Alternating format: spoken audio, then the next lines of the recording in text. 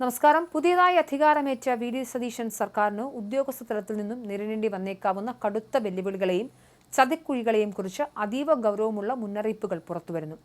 കഴിഞ്ഞ ദിവസം ഏഷ്യാനെറ്റ് ന്യൂസ് അവറിൽ വിനു വി ജോൺ മുഖ്യമന്ത്രി വി.ഡി. സതീശന് സുപ്രധാനമായൊരു നിർദ്ദേശം നൽകിയിരുന്നു.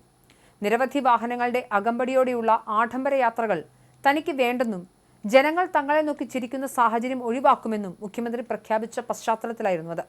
പ്രഖ്യാപനങ്ങളൊക്കെ നല്ലതാണെങ്കിലും കൂടെയുള്ള ഉദ്യോഗസ്ഥ വൃന്ദവും പ്രത്യേകിച്ച് പോലീസും പുതിയ മുഖ്യമന്ത്രിയെ വഴിതെറ്റിക്കാൻ സാധ്യതയുണ്ടെന്നും മുൻ മുഖ്യമന്ത്രി പിണറായി വിജയനെ പോലും ഇത്തരത്തിൽ വഴിതെറ്റിച്ചത് ഈ ഉദ്യോഗസ്ഥരാണെന്നും വിനു ഓർമ്മിപ്പിച്ചിരുന്നു. എന്നാൽ ഈ മുന്നറിയിപ്പ് എത്രത്തോളം ഗൗരവത്തോടെയാണ് പുതിയ മുഖ്യമന്ത്രി ഉൾക്കൊണ്ടിരിക്കുന്നത് എന്ന കാര്യത്തിൽ ഇപ്പോൾ വലിയ ആശങ്ക നിലനിൽക്കുന്നുണ്ട്.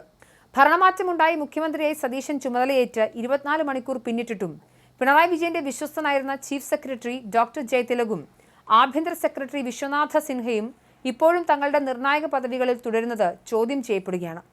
പിണറായി ഭരണത്തിന്റെ അവസാന കാലഘട്ടത്തിലെ സകല വീഴ്ചകളുടെയും വരാൻ പോകുന്ന മൂന്നാം പിണറായി സർക്കാരിനെ രൂപീകരിക്കാനുള്ള രാഷ്ട്രീയ നീക്കങ്ങളുടെയും പിന്നിലെ സൂത്രധാരന്മാർ ഇവരായിരുന്നു എന്നാണ് ആക്ഷേപം.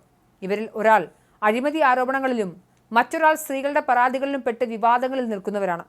ഇവരെ സസ്പെൻഡ് ചെയ്യാൻ സാങ്കേതികമോ നിയമപരമോ ആയ തടസ്സങ്ങളുണ്ടെങ്കിൽ പോലും നിർബന്ധിത അവധിയിൽ പ്രവേശിപ്പിച്ച് മാറ്റി നിർത്താൻ സർക്കാർ തയ്യാറാകാത്ത പക്ഷം ഭരണം കൈവിട്ടു പോകുന്ന അവസ്ഥയുണ്ടാകും.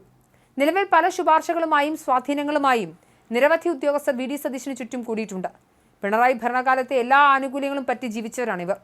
എന്നാൽ മുൻ സർക്കാരിന്റെ അഴിമതികൾക്ക് കൂട്ടുനിൽക്കാത്തതിന്റെ പേരിൽ ഒതുക്കപ്പെട്ട കാര്യപ്രാപ്തിയുള്ള യഥാർത്ഥ ഉദ്യോഗസ്ഥരെ പുതിയ സർക്കാർ പരിഗണിക്കാതിരുന്നാൽ വലിയ തിരിച്ചടി ഉണ്ടാകും. മുൻപ് പിണറായി വിജയന്റെ അഴിമതികൾക്കെതിരെ ശബ്ദിച്ചതിന്റെ പേരിൽ പകപോക്കലിന് ഇരയാവുകയും CBI ഡയറക്ടർ പദവിയിലേക്കുള്ള സാധ്യതകളിൽ നിന്ന് പോലും തഴയപ്പെടുകയും ചെയ്ത പോലീസ് ഓഫീസറാണ് യോഗേഷ് ഗുപ്ത.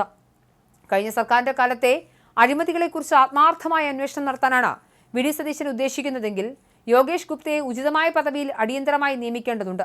അതിനിടയിൽ താരതമ്യേന ജൂനിയറായ IAS ഉദ്യോഗസ്ഥൻ രാജമാണിക്യത്തെ മുഖ്യമന്ത്രിയുടെ പ്രൈവറ്റ് സെക്രട്ടറിയാക്കാൻ അണിയറയിൽ ശക്തമായ നീക്കങ്ങൾ നടക്കുന്നതായും വിവരങ്ങളുണ്ട്. താൻ തന്നെയായിരിക്കും ഇനി മുഖ്യമന്ത്രിയുടെ ഓഫീസിന്റെ യഥാർത്ഥ നടത്തിപ്പുകാരൻ എന്ന് രാജമാണിക്യം തന്റെ സുഹൃത്ത് വലയങ്ങളിൽ അവകാശപ്പെടുന്നതായാണ് സൂചന.